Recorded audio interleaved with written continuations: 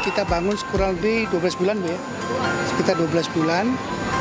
Total anggaran kita pakai untuk merenov 16 stadion dan 1 pembangunan baru itu sekitar 1,7 triliun.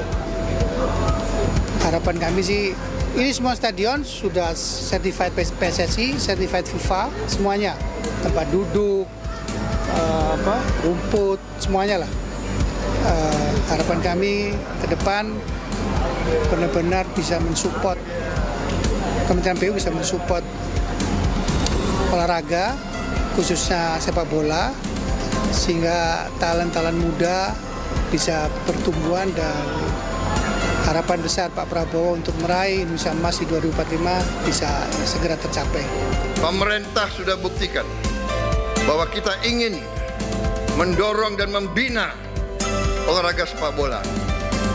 Dan ini akan kita teruskan dengan berbagai upaya, konsentrasi, kreativitas, mencari kebijakan-kebijakan yang bisa mendorong untuk kita punya prestasi yang hebat, prestasi yang baik. Saya juga minta semua unsur untuk mendukung hal ini. Saya Prabowo Subianto, Presiden Republik Indonesia, dengan ini meresmikan renovasi dan pembangunan 17 stadion di Indonesia telah selesai dilaksanakan. Terima kasih.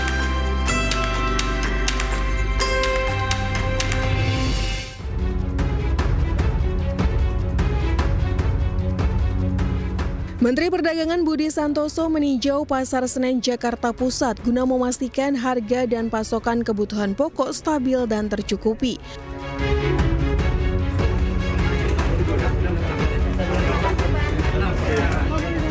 Mendak pastikan harga sejumlah kebutuhan pokok seperti daging ayam, daging sapi, beras, telur, dan minyak masih terjangkau dan terkendali. Meski demikian, harga cabai terpantau masih fluktuatif karena pasokan terganggu akibat cuaca buruk.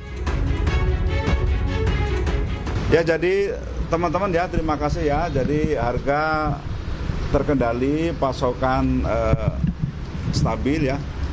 Dan kita jaga terus sampai Lebaran ini, mudah-mudahan harga tidak bergejolak dan pasokan tetap ada. Pemerintah akan terus bekerja sama dengan sejumlah pihak terkait untuk memantau pasokan dan harga kebutuhan pokok di sejumlah daerah.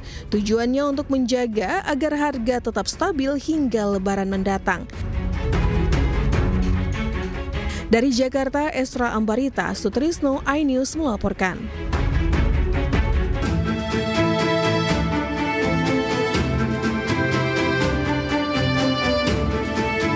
Revisi Undang-Undang TNI menuai sorotan dari masyarakat. Salah satu poin perubahan yang jadi sorotan adalah jumlah jabatan sipil yang bisa diisi oleh prajurit TNI aktif. Dalam pembahasan RUU, DPR memperluas lembaga yang bisa diduduki TNI aktif menjadi 16 lembaga.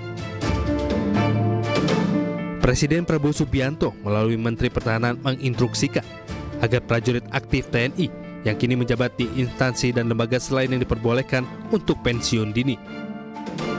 Presiden Republik Indonesia selaku Panglima tertinggi juga telah memberikan petunjuk kepada Menteri Pertahanan untuk para prajurit TNI yang akan ditugaskan di kementerian dan lembaga itu harus pensiun, dan kita sebut pensiun dini. Proses pembahasan revisi Undang-Undang TNI juga disoroti masyarakat lantaran pembahasan digelar bukan di gedung parlemen. DPR membantah tudingan rapat pembahasan RUU TNI digelar secara diam-diam dan tertutup. Yang pertama saya sampaikan bahwa tidak ada kebut-mengebut dalam Undang-Undang revisi Undang-Undang TNI. Seperti kita tahu bahwa revisi Undang-Undang TNI ini sudah berlangsung dari berapa lama ya? Berapa bulan lalu. Dan itu kemudian dibahas di Komisi 1, termasuk kemudian mengundang partisipasi publik. Yang kedua, bahwa tidak ada kemudian rapat terkesan diam-diam, karena rapat yang dilakukan di hotel itu adalah rapat terbuka. Boleh dilihat di agenda rapatnya, itu rapat diadakan terbuka, dan memang konsinyering dalam setiap pembahasan undang-undang itu memang ada aturannya di dalam peraturan pembuatan undang-undang dan tidak menyalahi mekanisme yang ada. Walaupun kemarin saya lihat rencananya 4 hari, disingkat menjadi 2 hari dalam rangka efisiensi.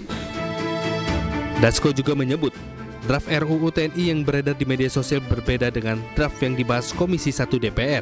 Sementara Komisi 1 DPR hanya membahas 3 pasal saja dalam RUU TNI, yaitu pasal 3 ayat 2, pasal 53, dan pasal 47. Tim Liputan iNews melaporkan.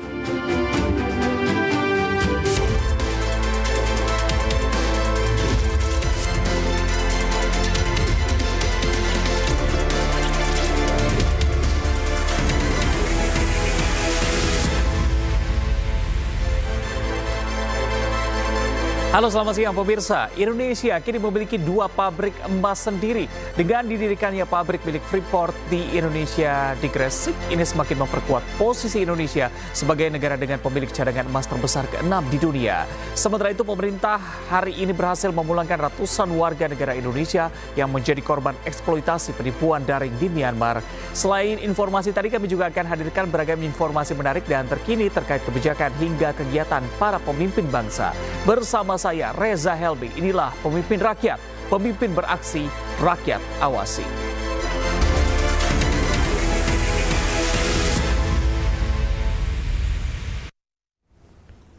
Presiden Prabowo Subianto meresmikan smelter atau pabrik pemurnian logam mulia di Gresik, Jawa Timur. Dalam pidatonya, Presiden menyatakan geram akan banyaknya pertambangan ilegal hingga penyelundupan emas di Indonesia.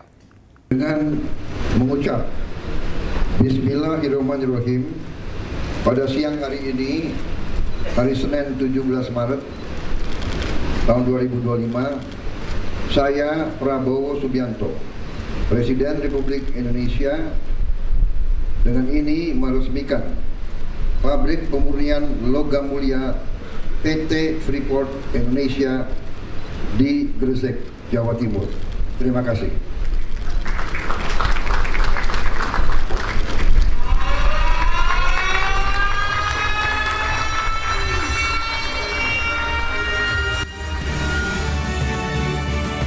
Dalam rangkaian acara peresmian smelter atau pabrik pemurnian logam mulia di Gresik, Jawa Timur, Presiden menyempatkan diri untuk berkeliling dan mengecek langsung kondisi pabrik.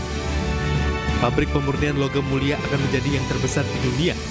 Pabrik yang dibangun PT Freeport Indonesia akan memurnikan bahan baku konsentran menjadi logam mulia, emas, dan perak. Pemerintah pun bisa menjual barang jadi yang tentunya memberikan nilai tambah lebih besar. Ini sungguh sesuatu yang sangat penting bagi negara dan bangsa kita. Ini yang kita hendaki, bahwa negara kita, bangsa kita tidak hanya akan menjual bahan baku, tapi kita ingin juga menjual barang-barang jadi. Pabrik emas Freeport ini diklaim bisa menghasilkan hingga 60 ton emas per tahun dan sebanyak 3 juta konsentrat. Dengan adanya pabrik ini, semakin menguatkan posisi Indonesia sebagai negara pemilik cadangan emas terbesar ke dunia. Dengan adanya pabrik ini, semakin menguatkan posisi Indonesia sebagai negara pemilik cadangan emas terbesar ke-6 di dunia.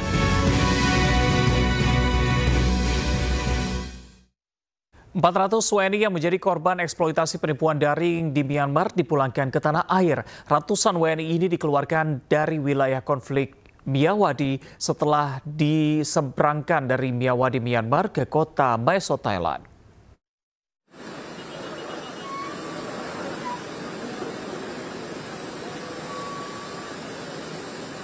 Ratusan WNI yang terdiri dari 313 laki-laki dan 87 perempuan tiba di Bandara Soekarno-Hatta dalam 2 penerbangan kedatangan pertama pada pukul 9 waktu Indonesia Barat. Para WNI yang berhasil dievakuasi dari Myawaddy tersebut berasal dari 21 provinsi, sebagian besar dari Sumatera Utara, Bangka Belitung, Jawa Barat, Jakarta, dan Sulawesi Utara. Sebelum tiba di Bandara Suta, para WNI ini menjalani proses pemeriksaan kesehatan dan identifikasi korban tindak pidana perdagangan orang di Mae Sot, Thailand. Saudara-saudara kita ini yang menjadi pekerja migran Indonesia menjadi korban penipuan tersebut akan ditampung di tempat penampungan sementara di Wisma Haji Pondok Gede begitu selama 3 hari.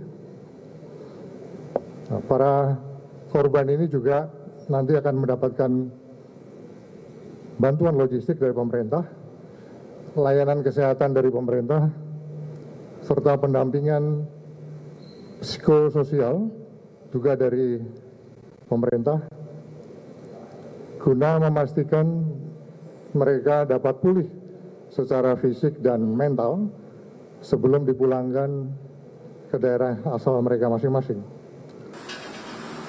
Modus para pelaku TPPO ini pun beraneka ragam. Salah satu korban mengaku terjerat oleh lowongan kerja palsu di media online.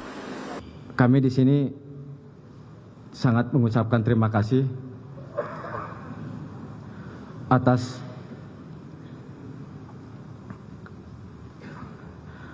yang sudah diberikan turun memulangkan kepada kami. Saya nggak bisa berbicara apa-apa lagi. Cuman memberikan himbauan kepada teman-teman khususnya, jangan asal tahu untuk berteman di dunia sosial media, karena salah satunya ya kami korban dari sosial media yang untuk di perekrutan kerja yang tidak jelas itu, Pak. Hingga saat ini masih ada 154 WNI yang akan diseberangkan dari Miyawadi ke Mae Sot. Rencananya mereka akan tiba pada Rabu pagi. Tim Liputan iNews melaporkan. Presiden Prabowo Subianto menggelar rapat dengan sejumlah menteri di kediamannya di Hambalang, Bogor, Jawa Barat. Apa saja yang dibahas selengkapnya hadir usai jeda, tetap bersama kami.